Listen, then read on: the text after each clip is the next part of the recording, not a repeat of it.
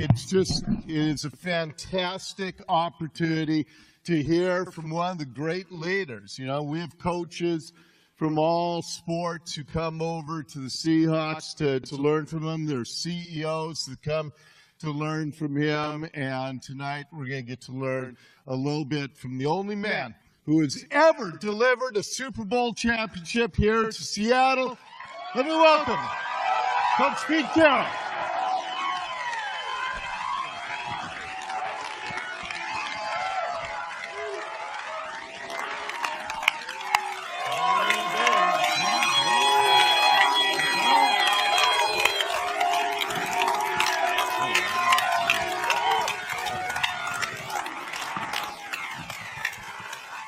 I'm going to bang that cane down there. I like it. All right. Hey, Dori, how about the coaches? Are those guys awesome? I mean, oh, they're great. Yeah, really. It comes from the type of people that are attracted to you and that you are attracted to, because there is a consistency, like I just said a moment ago, in the passion and the intensity that I hear from everybody on your staff. Well, they better be fired up. Yeah. Jeez. Just like you guys do. You guys get fired up also, you know. We got to have it. Yeah. Now, I'll tell you guys just a real quick story here, 20-second story. I think it was the first time Coach Carroll ever came to my radio studio. That's a big deal. You know, I have Coach Carroll in the studio. And nothing can derail having Coach in studio with me.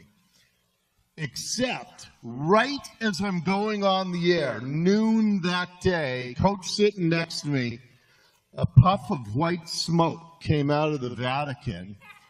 And they had just elected a new pope, but we didn't know who it was yet. And our program director came running in and said, "We got to go live to pope coverage." And I looked at Coach Carroll. I was ready. Well, I was thinking, man, I'm a Protestant kid from Ballard. He's a guy who a decade at USC just thrashed Notre Dame every time they played each other. And here we are doing play-by-play in color, and we didn't know who any of the candidates were, and so we're just kind of vamping for a few minutes. And finally, I looked at Coach and said, "So, do you have a favorite?" And do you remember what you said to me? I said, "I don't know, but I hope he's a Catholic." Yeah. And he was. Well, he was. Yeah, it was a good call on your part. All right. Tell me why are you here tonight? You're in the middle of OTAs. Why is it important to you to come and do an event like this with these fans? Well, we have found a way here the last few years to connect with the 12s right up close and personal, and it's important because we need to recognize the enormous impact and the great connection that we do have and how grateful we are. But also, I think we need to stay connected as much as possible to keep the message alive so that you know where we're coming from and what's important to us and what we're looking for, what's happening. I think in that you guys can support more effectively. You can have a greater sense of our appreciation for you. And I think you are able to bring a little bit more because you know more about us. And so whatever we can give to that exchange, we're going to do. And so our coaches and our players go all around the states and the area here, all around the Northwest. And the Seagals do their stuff to just keep giving back, just in gratitude. You guys are amazing. And so we'll do everything we can to help you.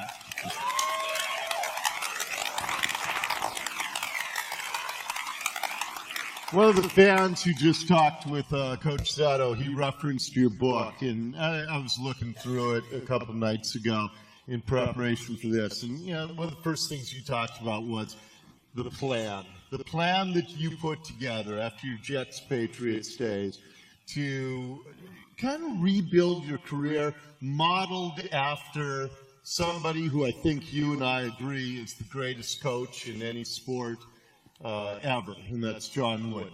Yeah, well, I appreciate you bringing that up.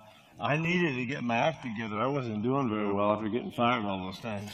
So I had a lot of work to do. But no, it's true though, Dori, that I did hook up. I mean, I had grown up in California, so I knew all about UCLA and SC, sports and stuff as a kid, and was aware of the impact that Coach Wooden had in basketball.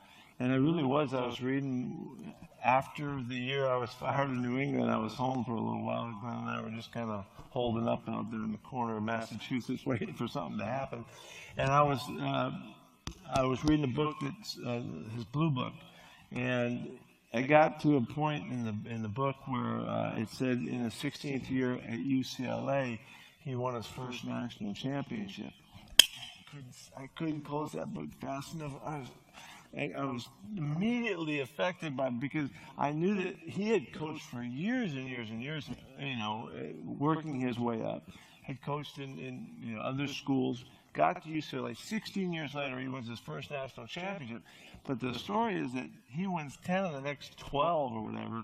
And once he figured out his plan, and once he knew exactly what was important to him, and he knew how to best represent, I think, the core of his being and his coaching, nobody could touch him.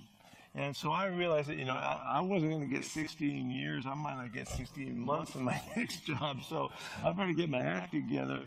And that's where really the plan kicked into high gear. And a lot of things came to me at that time. I went to work feverishly to try to put together everything that was important to me in coaching and around my coaching. And from there, the philosophy just unrolled and veiled itself right before my eyes. And it started with being a competitor, and I realized that if I was going to describe myself, I'm a competitor.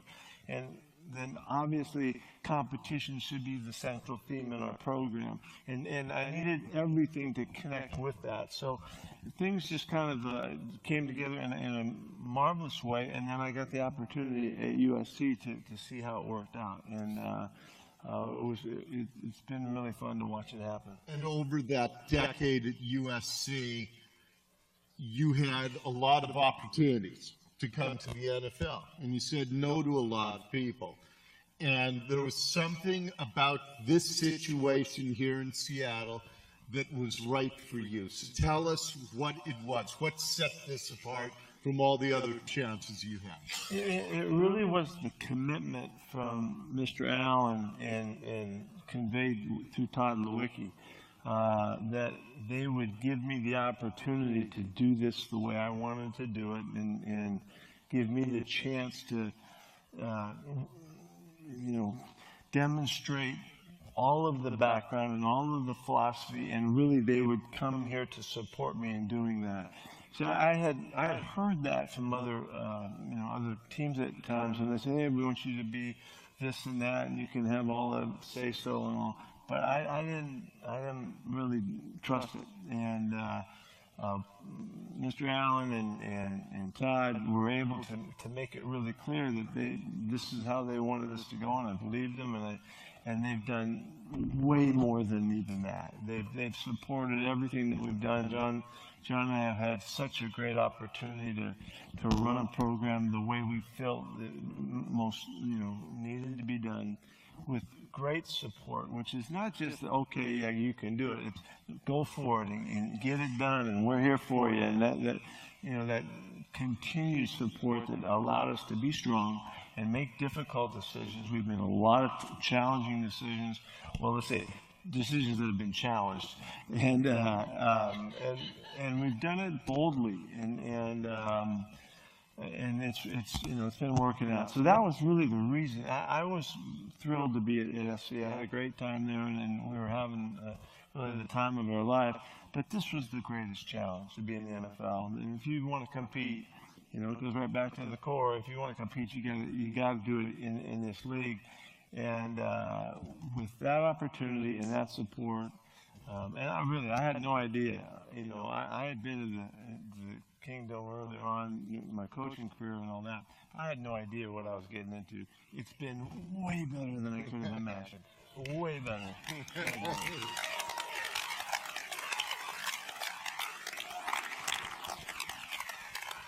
So you come here with a plan. What worked perfectly in that plan, and what did you really have to adjust and evolve? Were there things where you thought you had the plan and it turned out really different from what you envisioned? Well, really, we've done pretty much the way we had written it up, and one of the things that I was really excited about coming to the league was to bring our approach, which really the simplest way to state it to you is we try to help people be the best they can be. And to do that, you have to invest in the people around you, not just the players, but the coaches and the administration and everybody that's involved, in a way that you care so much about them succeeding and being at their best that you do whatever it takes to get that done. And that's how we had done it at USC. And I wanted to see if you came to the league in the business part of football and all of that, and see if we treated people in that manner, what would happen? And would it allow us to reach in and pull out their best and be able to succeed? So it's been an experiment in a sense in that regard. And so we haven't really changed much. I had a long run in the league years before. I was in the league 16 years or something before I went back to college, and so I wasn't that unfamiliar. I didn't have to change that much. The real system hadn't changed much, so we really kept it in line. So where there was recruiting, and there's the draft and the free agency process, and so we just kind of shifted some of the time frames around, and other than that, we've gone at it with really the same mentality. Okay, let's learn a little bit about that plan. Everybody's got their card there that they passed out, right? I wanted to talk about a couple things on that card. Always protect the team. Tell us exactly what that means and how it manifests itself in how you coach up your players. Well, first of all, that's rule number one in the program. Always protect your team is really, it speaks to conscience. We want our players to have a mindset that they're always connected to the fact that they're Seahawk. And early on, it was crucial that we utilized that in terms of football, and we expanded. If you've noticed, we've had tremendous success in our guys just taking care of business on the field as well as off the field. And that's in part due to this mentality that you're always mindful that you're a Seahawk, and in that you'll do whatever you need to do to protect it. So that's how you speak and how you act. When you're in the media, it's how you take care of yourself off the field. It's how you protect your teammates. It's how you study and work to make sure you're at your best so that you can give them the chance to be protected in all ways. It's been a very good place to start. It's a rule that I work with. It has a lot of flexibility, as all three of our rules do, so that we can take on a lot of situations and have a way to handle it. Okay, one other thing on the card I wanted to ask you about. It's all about the ball. I mean, I've heard that mantra from the day you arrived here in Seattle. Why did that become so important, and how important is it to your overall plan of success? Take me back to the days back in Massachusetts when I was writing up the thoughts and all. I knew then and had been committed to for a long time that the football really is what determines winning and losing. Your ability to take care of it, your ability to take it away from your opponent. And if that is a major focus and you're successful at that, you're going to win a great deal of the time. The stats are somewhere like 86% of the time you win in the NFL. And this, we're talking about turnover ratio, the times that you throw interceptions or fumble, or the times you get fumbles away from your opponent or intercept the football. It's such a big factor that, to me, to design an approach for our ball, our game, we needed to make this the number one emphasis. So how I utilize this is the first thing I say to our players, the very first meeting we have of each segment of the season, there's 2 different times, off season and we come to camp. I walk down the aisle, I don't say a word, I get up in front, I got a ball, and I said, the philosophy of our football is it's all about the ball. And from that point on, myself and Rocky, who does a marvelous job of supporting me on this, we try to be the best coaching staff in the history of the game at emphasizing that football and how important it is. And that's the conscience that our players have to have and how they take care of it, how they tie it in the transition and all of the wonderful things that we teach. But it's to teach every single player on the team is responsible for taking care of that football. Now, let me ask you a question here. When we play defense, we like to knock the crap out of those opponents, right? No, we don't.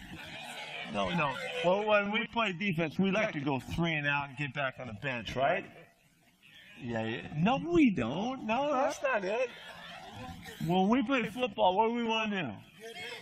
Get the ball. That's exactly right. Every single technique, tactic, scheme, strategy, approach, everything that we teach is putting our players in position to go get that football.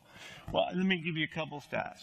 When we were at USC, and this is when it really became the same emphasis there, we were when we had a plus turnover ratio in games over the 8 years or 9, whatever, however long we were there, we were 53-0 when we had plus turnover ratio. Well, that's a ridiculous stat. I mean, that's way beyond what normal stats are. Since we've been here, I think we're like, I can't remember the numbers, but something like 28-4 or something like that. It's ridiculous numbers. And so, you may not agree, but I'm going to make you understand it through the process of this coaching. I'm going to drill it into you and hammer it into you day after day after day until we're as good as you can get at it. So. All right, one other thing I wanted to ask you about, and because like you said at the beginning, you have coaches from all around the world who come in and you mentor them, you let them get exposed to what you're about. You have CEOs who come in. You have one quality that I wish I was better at that I think we can all learn from. And I'm going to tell you what it is. 3 days before the Super Bowl, Coach Carroll's doing media day, 1,000 media from all around the world there. And as soon as he finished on the podium, he and I had to go tape a radio interview. So we went off into a side room, and I'm thinking in your head, I mean, you're the defending world champions. You're 2 days away from trying to defend your championship. I'm thinking your head's going to be going in a million directions.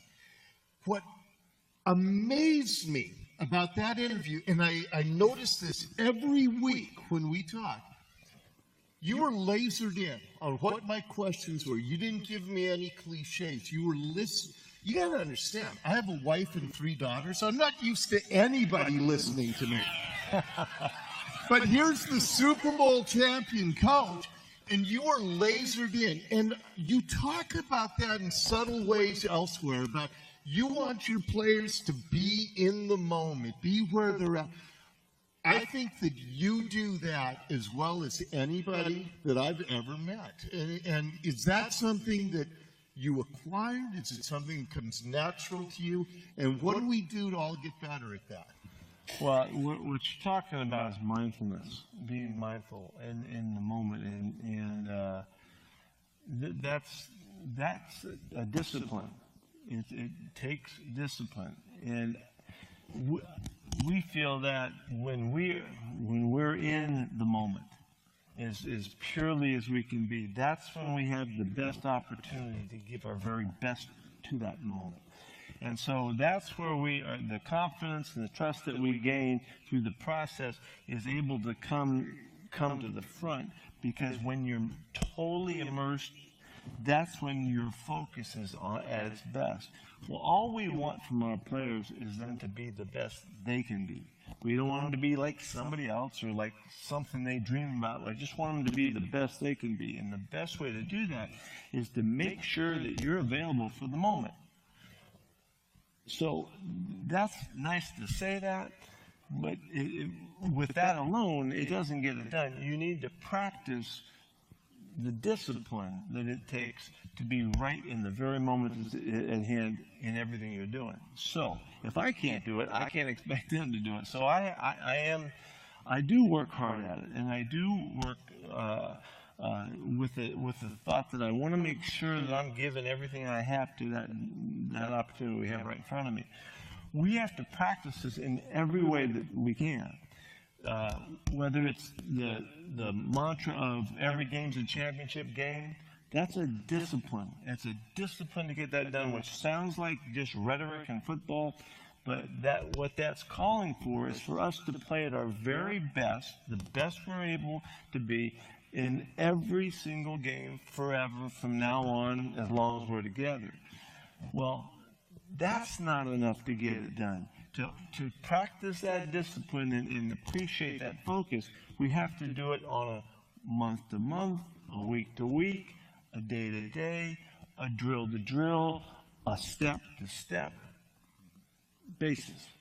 And so that's what these guys are continually convinced of learning how to focus on. So we want to be more disciplined than anybody can be at focusing on capturing the very moment that's in front of us.